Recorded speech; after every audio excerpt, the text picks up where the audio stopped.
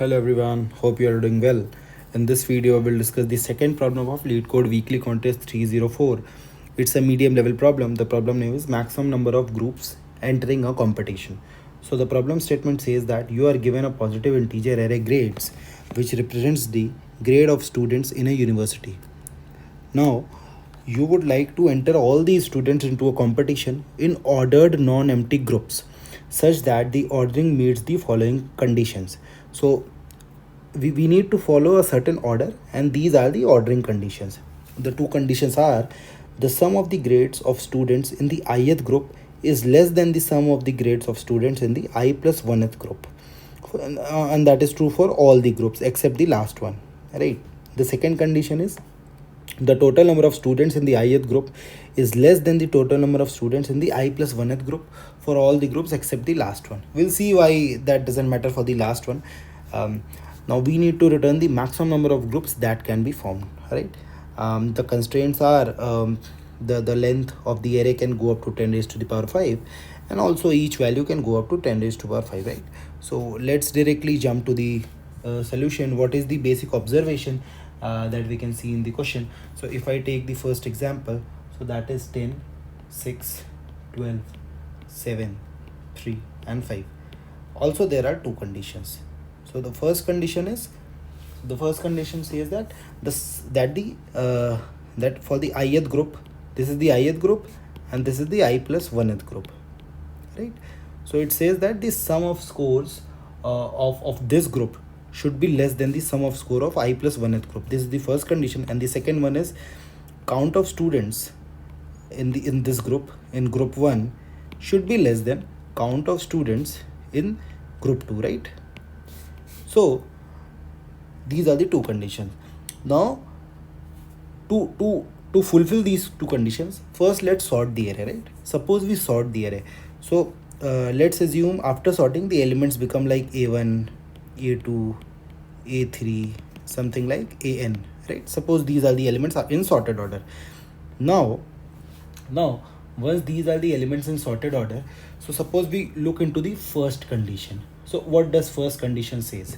Suppose I in the first group I put student number 1, right? Suppose I put student number 1.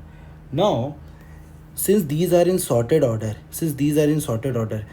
obviously since I have put only one student in first group, I need to put at least two students in the second group. So that will be a2 and a3, right? If I even pick the minimum of the remaining two values, and we have two students, so obviously value of a1 will be less than value of a2 plus a3, because this is a sorted array, right? So even if a1 and a2 are equal, once we add a3 to a2, the relation becomes like this, right? So this is satisfied. Let's come to the third group. We are bound to keep three students, at least three students in the third group, because of the second condition, because it says that for ith group, the number of students in the ith group should be less than the number of students in the I plus 1th group. So what we do, we put a4, a5, a6, right? Now again, a3, a2 plus a3 will obviously be less than a4 plus a5 plus a6. Why is it so? Suppose a2, a3, a4, a5, a6 all have the same value. So even then these two values will be cancelled out by these two values, and again we'll have a non-zero value, right? And again these are in sorted order, so even if all the values are equal, this value will always be greater than this particular value. So again this condition is satisfied. Suppose we come to group number 4. So in this group we need to put at least 4 students. Now again it becomes a7 to a10. Now again this value will be greater than this value. So we can see that the first condition is satisfied, right? And this is being satisfied by following the second condition, right? So what we are trying to do, once you sort the array, you put student number 1 in first group, you put student number 2 in second group, you put student number 3 in third group, and so on. Now it says that what is the maximum number of groups that you can form. Now these are the minimum number of students that I can put in each group, right? First group will contain at least one student, second group will contain at least 2, third will contain at least 3, and so on. So suppose it goes up to k. So actually these are the number of students, right?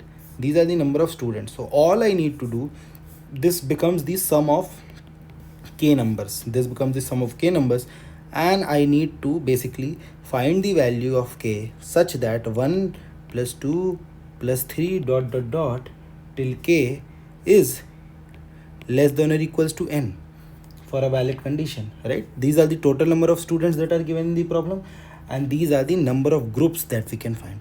Why less than equal to n?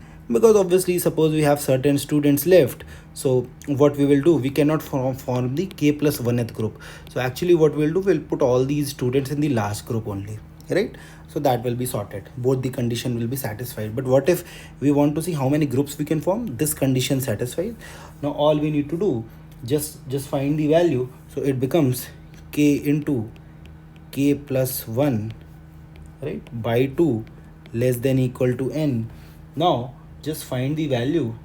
We just find the equation.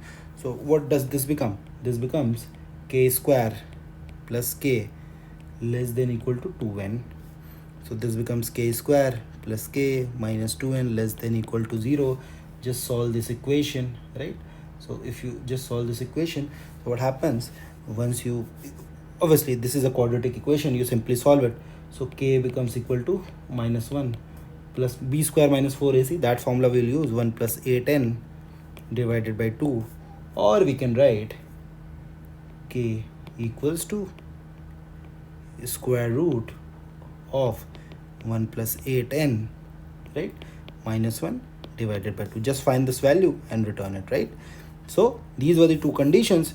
We sorted the array, and after sorting we saw, so basically why we sorted the array, this you see the final answer is not dependent on the order of the elements. It was mainly because we wanted to simulate the situation that was given in the problem. So these were the two conditions, and after sorting we saw that all we need to do is assign 1 plus 2, like for first assign 1 student to the first group, assign 2 students to the second group, and so on. These are the minimum number of students that we need to assign to that group. So to get the most optimal answer, just add all of them and check this condition, and we are good to go, right? So now let's come to the solution. Let me fetch my code, just a second. Yeah, so again it's a one liner. Mat dot square root the length of the array, that is n into 8, right, plus 1 minus 1 divided by 2. I've just done it. So this was the basic formula that we have seen. The basic formula was square root of 1 plus 8 into n, where n was the length of the grades, right, number of students, and minus 1 divided by 2, and then we return the answer. So yeah, this was the solution for this one. I hope you learned something new from this video. Do support it by giving up a thumbs up. Do subscribe to the channel. Also, if you have any queries, please do mention that into the comments. I'll try to revert on each one of them. Okay, take care. Bye bye.